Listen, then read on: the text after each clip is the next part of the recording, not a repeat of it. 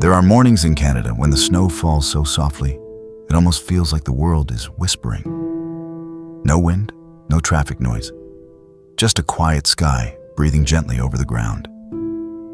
You wake up, look out the window, and wonder, Lord, do I really have to face another difficult day?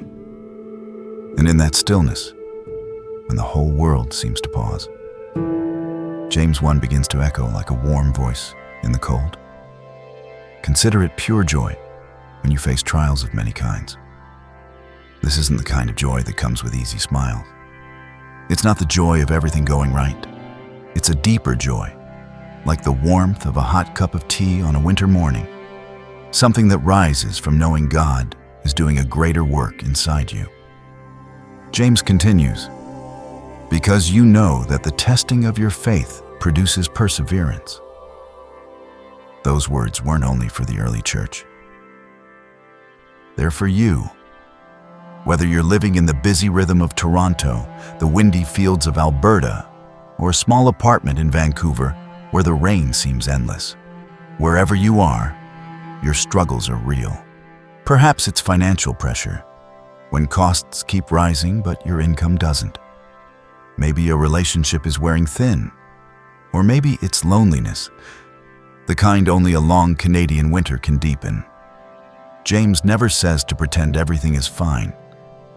He simply reminds us that in every trial, something holy is forming.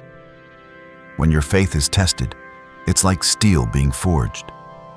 Perseverance begins to take shape. Strength starts to emerge. And slowly, as James says, you become mature and complete, lacking nothing. But James knows we get tired. We doubt. We feel lost in the fog of decision-making. So he adds a gentle promise. If any of you lacks wisdom, ask God. The beautiful part? James doesn't say, ask God if you've been good enough. He doesn't say, ask if you've done everything right. He simply says God gives generously, without finding fault, without shaming, without hesitation. Picture yourself walking along a snowy path in Nova Scotia. You don't know which direction to turn.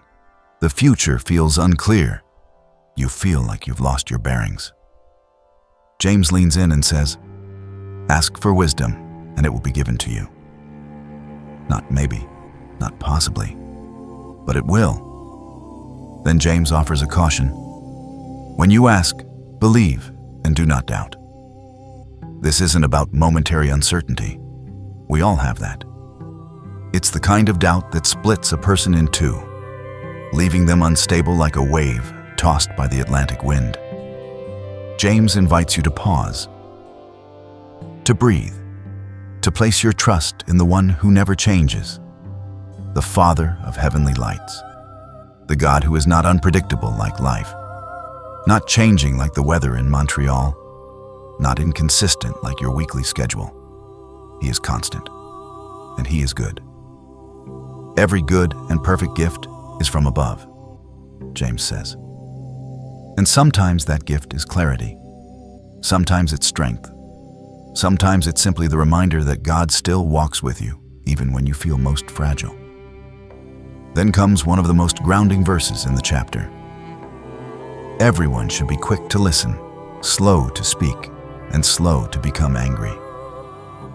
In a world full of commentary, notifications, and noise, that reminder feels like a deep exhale. Human anger, James says, does not produce the righteousness God desires.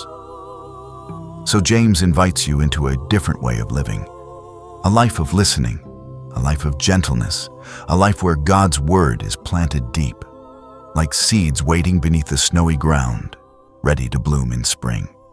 James goes on to say that if we only listen to God's word and never live it out, we become like someone who looks into a mirror and forgets their own face moments later. It's such a simple picture, yet so painfully true.